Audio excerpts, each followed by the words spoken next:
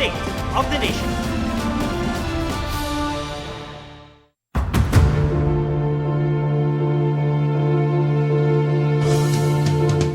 Developing story po, sumuko ngayong gabi si dating Senador Bong Revilla na pinaaresto ng Sandigan Bayan kaugnay sa flood control scandal. Sa Facebook Live ngayong gabi, iginit ni Revilla na inosente siya. May live report si EJ Gomez. EJ. Atom, dumating ngayong gabi sa CIDG headquarters dito sa Camp Crame sa Quezon City si dating Senador Bong Revilla. Kasunod yan ng inilabas na arrest warrant laban sa kanya ngayong araw. 9:57 p.m. namataan natin ang pagdating ni Revilla. Ayon kay Acting PNP Chief Lieutenant General Jose Melencio Nartates Jr., kasama niya ang misis na si Cavite 2nd District Representative Lani Mercado at mga anak na sina Cavite 1st District Representative Jolo Revilla at Agimat Party List Representative Brian Revilla. Sa videong pinost sa social media ni Revilla pasado alas 9 ngayong gabi, naglabas siya ng sama ng loob sa inilabas na arrest warrant. Aniya, parang walang due process. Iginiit niya ring inosente siya at nananawagan ng panalangin. Pakinggan natin ang kanyang pahayag.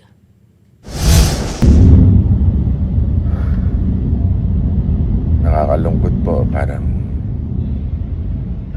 wala yatang due process. Pero ganun pa man, haharapin ko to ng walang takot.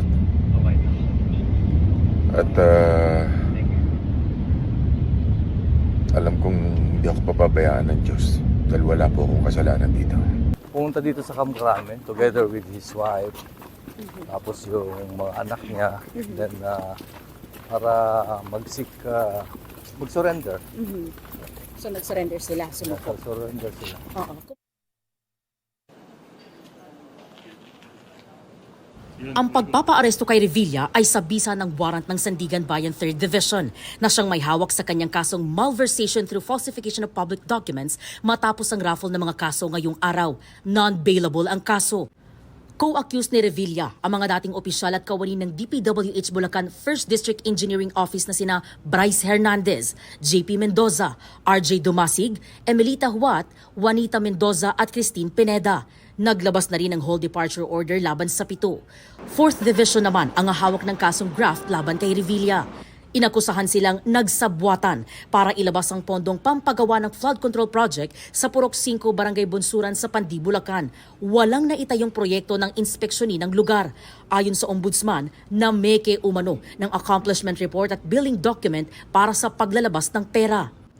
Idinawit pa noon ni dating DPWH Undersecretary Roberto Bernardo si Revilla ng pangungumisyon ng 25% sa mga proyekto at hinatiran pa nga raw si Revilla ng 125 million pesos na kickback sa bahay ng dating senador sa Cavite.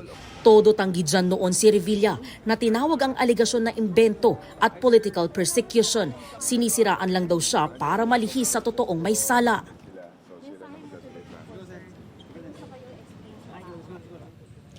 Atom, kanina ay merong mga barikada dito sa may kalsada nitong harap ng PNP CIDG pero inalis yan kanina ang pasado alas 10. Pagdating naman ng 10:30 p.m. ay meron tayong nakita nga pumasok na van na may laman na bed frame at kutsyon. Wala pang kumpirmasyon yan na i-confirm pa natin sa PNP CIDG pero posible na dito magpalipas ng gabi si dating Senador Bong Revilla.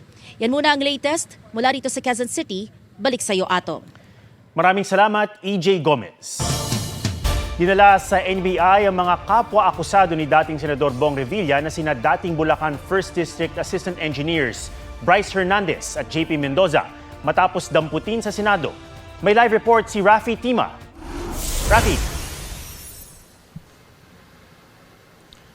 Atom, sumailalim na nga sa booking procedure itong si dating DPWH Engineer Bryce Hernandez at si Engineer JP Mendoza. Kani-kanina lang ay sumailalim na rin sila sa medical check-up dito sa Medical Legal Office dito rin sa NBI headquarters dito sa Pasay. Kanina nga ay kinuha sila ng NBI sa Senado kung saan sila nakakustodiya. Pagdating dito sa NBI headquarters ay sumailalim agad sila sa booking procedure kasama rito yung pagpiano o yung pagkuha ng fingerprints at pagkuha ng kanilang mugshot. Kaninang hapon lang lumabas ang warrant of arrest ng dalawa mula sa Sandigan Bayan kasama si dating Senador Bong Revilla para sa kasong malversation through falsification of public documents. Dahil walang custodial facility ang NBI dito sa kanilang opisina, dadalhin sa NBI custodial facility ang dalawa sa Muntinlupa. Bukas, inaasahan namang dadalhin na sa Sandigan Bayan ang dalawa para sa return of warrant. Ayon sa NBI, Sandigan Bayan ang magdedesisyon kung saan ikukustodiya ang dalawa habang hinihintay ang kanilang paglilitis. Kanina agad ding dumating dito sa NBI ang abogado ng dalawang dating DPWH officials. Tumanggi muna siya magbigay ng pahayag pero nagpahiwatig siya na mas gugustuhin sana nilang manatili sa kustodiya ng NBI ang kanyang kliyente.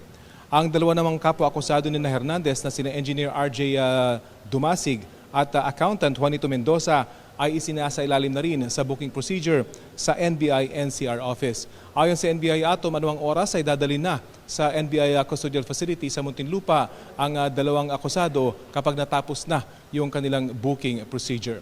Yan ang latest mula dito sa NBI headquarters sa Pasay. Atom? Maraming salamat, Rafi Tima. Sa pagpapatuloy ng Senate Blue Ribbon Committee hearing kaugnay sa maanumalyang flood control projects, ginisa si dating DPWH Secretary Manny Bonoan kaugnay sa mali-maling coordinates ng mga proyekto. Sabi ni Bonoan, umasa siya sa datos mula sa opisina ni umaong Undersecretary Catalina Cabral. May report si Joseph Moro. This hearing is resumed. Pumalag si dating DPWH Secretary Manuel Bonoan sa akusasyon ni dating DPWH Undersecretary Roberto Bernardo na di bababa sa 5 bilyong pisong allocable projects kada taon ang hawak ni Bonoan mula 2023 hanggang 2025. Sabi noon ni Bernardo na sa average na 15% ang nakuhang kickback dito ni Bonoan. Sabi ni Gatchalian, posibleng mahigit 2 bilyong piso ang kickback ni Bonoan. Pinabayaan yung nangyayari to under your watch. As Secretary of the Department, I have general oversight. Pero kung kasali ho kayo dito sa mga kickback, And yung this oversight na yan, walang kwenta ho yan. And this is what I deny, Your Honor. Naungkat din na sa 416 na hinihinalang ghost projects, 337 ang may maling grid coordinates ayon sa DPWH.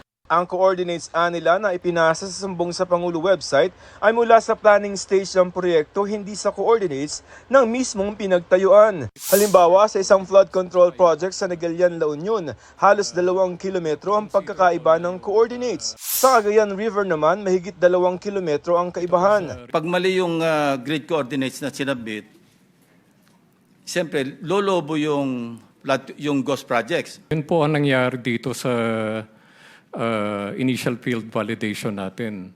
Out of the supposedly 421 na trimmed down to 416, dahil mali po yung coordinates, nireport po nila as non-existent. Sabi ni Bonoan, umasa siya sa datos na ibinigay ng opisina ni yumaong dating DPWH Undersecretary Catalina Cabral. Because of the time constraint that we have to submit, I instructed the late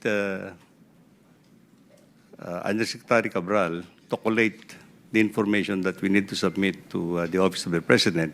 Dahil mali-mali ang coordinates, uulitin na naman ang inspeksyon sa mga proyekto. Nasayang ang buwis at oras sa naunang assessment.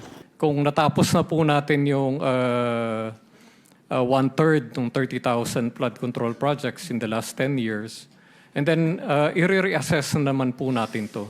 Just to be sure po na with our data. Bakit di yun yung ginamit ng department sa unang validation pa lang? Para ngayon lang lahat ito nalalaman. Initially po, nagbuo nga po ng team itong ICI composed of the AFP, PNP, and DepDev. And they relied on the coordinates dun po sa sumbong sa Pangulo. Sinabi naman ng Justice Department na sa natukoy na 421 ghost project, 14 ang kumpirmadong guni-guni lamang. Samantala, sinabi rin ng DOJ na isa si Bonoan sa mga inireklamo ng NBI ng plunder o pandarambong dahil sa mahigit 50 million pesos umanong nakubra sa mga serye ng transaksyon sa mga manumalyang proyektong kontrabaha. Kasama ni Bonoan sa asunto sina dating Senador Bong Revilla, Senador Jinggoy Estrada at dating House Appropriations Committee Chairman Saldi Co. Nakatakdang maglabas ng sapina para sa preliminary investigation ng DOJ. Dahil naman sa di pagsipot sa pagdinig kanina, naglabas ng show cause orders ang Senado para kay Saldico at 5 iba pa. Binigyan sila ng 2 araw para tumugon dito. Hearing is suspended. Joseph Morong, nagbabalita para sa GMA Integrated News. Pinai-impeach si Pangulong Marcos ng isang abogado. Kabilang sa mga sinasabing batayan ang pagsuko nito kay dating Pangulong Rodrigo Duterte sa International Criminal Court. Kabiguang i-veto ang unprogrammed appropriations sa mga nakaraang budget at umano'y pagbenepisyo sa mga kickback sa budget insertion at ghost flood control projects. Sagot ng palasyo, walang basihan ng mga ito. May report si Tina Panganiban Perez. Umano'y utos na isuko si dating Pangulong Rodrigo Duterte sa International Criminal Court. Kabiguan daw na i-veto ang unprogrammed appropriations sa national budget mula 2023 hanggang 2026. Umano'y pagkubra sa mga kickback sa budget insertion at ghost flood control projects. Pagkanlong daw sa mga kaalyado sa itinatag na Independent Commission for Infrastructure at alegasyong paggamit ng droga. Ito ang 5 impeachable offense na binanggit sa impeachment complaint na inihain ngayong araw laban kay Pangulong Bongbong Marcos. Ang abogadong si Andre De Jesus ang nagsampa ng reklamo nag-aakusa sa Pangulo ng graft and corruption, culpable violation of the Constitution at betrayal of public trust. If you're asking if I'm affiliated with the Dutertes, no, I am not. No, I have no links with the president. I've never met either the president or the first lady. Batay sa House Rules on Impeachment, isang reklamo lang ang pwedeng ihain laban sa isang impeachable official sa loob ng 1 taon. Committee on Rules ang nagre-refer ng mga impeachment complaints sa Committee on Justice. Si Presidential Son at House Majority Leader Sandro Marcos ang leader ng Committee on Rules. Sinusubukan pa naming kunin ang kanyang panig sa reklamo laban sa ama. Tugon ng Malacanang, nirerespeto ng Pangulo ang proseso. Pero walang basehan ng mga grounds sa reklamo gaya sa alegasyong piniyagan daw ng Pangulo na makidnap si dating Pangulong Duterte. Ito ay sinasabi nating case of first impression. So wala pa pong nadidesisyonan patungkol dito sa ganitong klaseng impression or rather case at sitwasyon. Kaya masasabi po natin na wala pa pong basehan sa ngayon. Ang reklamo sa Pangulo ay inendorso ni House Deputy Minority Leader at Pusong Pinoy Party List Representative Journey Jet Nisay. Isa sa mahigit 200 kongresistang pumirma rin noon sa impeachment complaint laban kay Vice President Sara Duterte at inirekomenda rin ng ICI na kasuhan ng Ombudsman sa flood control scandal. Ito ay sa tamang forum natin dadalhin. At naniniwala kami sa saligang batas, public office, sa public trust, that no one, not even the President, is above the law. Ang party list na nag-endorse ay isa sa 8 na contractors na nabanggit ng ICI. Kinwestiyon naman ni Davao City 1st District Representative Paulo Duterte, kapatid ng bise, ang inihaing reklamo laban sa Pangulo. Duda ni Representative Duterte, layo ng reklamong inihain ni De Jesus na protektahan ng Pangulo mula sa ibang impeachment complaints. Nasa Visayas kanina ang Pangulo. Sa Antique, pinasinayaan niya ang airport ng San Jose de Buena Vista at binisita ang rice processing system sa Hamtic. Nagpunta rin ang Pangulo sa Sumag Water Treatment Plant sa Murcia, Negros Occidental. Inanunsyo rin ng Pangulo ang bagong tuklas na natural gas field, 5 kilometro mula sa Malampaya gas field.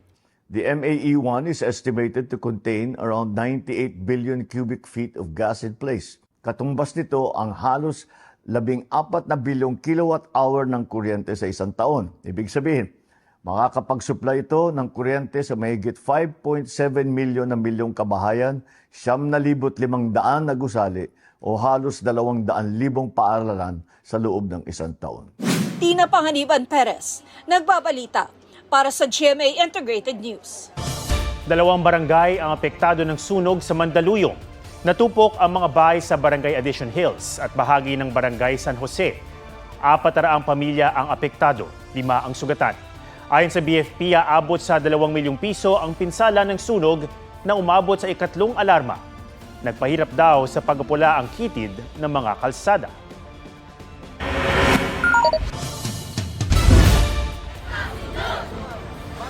Sa mga contingent na lumahok sa Sinulog Festival sa Cebu City, espesyal ang grupong ito. Galing sila sa Barangay Dinalio. Habang todo hataw sila, tahimik na nagmamasid ang mga manonood. Tila sabay na pagbibigay pugay sa Senyor Santo Niño at sa mga naapektuhan ng mga kalamidad sa barangay at buong Cebu City.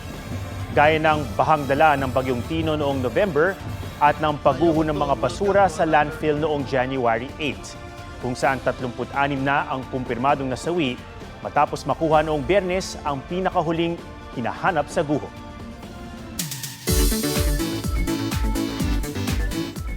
Visa-free ba kamo? Pasok dyan ang Maldives. Ang tropical escape ng mga jet setter na pwede sa mga looking for luxury, pati sa mga on a budget. G tayo dyan kasama si Darlene Kai. Sa gitna ng Indian Ocean, nakalatag ang malaparaisong kapuluan ng Maldives. Dream destination ito ng marami gaya ni Allen Tesoro, Pinay nurse sa London. Since April po dito is medyo spring pa and medyo malamig, gusto po namin like a tropical destination. Naisipan po namin sa Maldives kasi po nasa top ng list din po namin yung napuntahan na destination. Sinubukan ni Allen at ng kanyang nobyo ang luxury experience sa isang private island at budget-friendly experience sa local islands. Sa luxury experience, halip na mag-seaplane, pumili sila ng private island na abot kaya at mararating ng bangka mula sa airport. May iba't ibang restaurant, buffet at fine dining at water activities. Pumunta rin sila sa local islands gaya ng Mafushi at Thulusdu, kung saan mas murang hotels, pagkain at tour packages. Isa sa pinakakakaibang karanasan nila Allen ang paglangoy kasama ang nurse sharks at pagbisita sa mga habitat ng stingrays at manta rays. Well, nung una po takot kami, pero parang yun din po yung parang gusto kong ma-experience doon since sobrang ganda po talaga ng wildlife sa kanila and well-kept. As long as sumusunod ka doon sa mga sinasabi ng tour guides. Visa-free for 30 days para sa mga Pinoy ang Maldives. At sa mga balak kulayan ng kanilang drawing na trip to Maldives, may payo si Allen. Do your research, number 1. Kasi po, hindi biro yung paggastos dun sa Maldives, pero kayang-kaya po talaga siyang mapuntahan. Maganda po siyang experience as long as kaya mo pong mag-research and magtingin po ng mga tamang prices kung ano po yung kaya ng budget. Darlene Kai, nagbabalita para sa GMA Integrated News. At yan po ang State of the Nation para sa mas malaking misyon at para sa mas malawak na paglilingkod sa bayan. Ako si Ato Maraulio mula sa GMA Integrated News, ang News Authority ng Pilipino. Huwag magpahuli sa mga balitang dapat niyong malaman. Mag-subscribe na sa GMA Integrated News sa YouTube.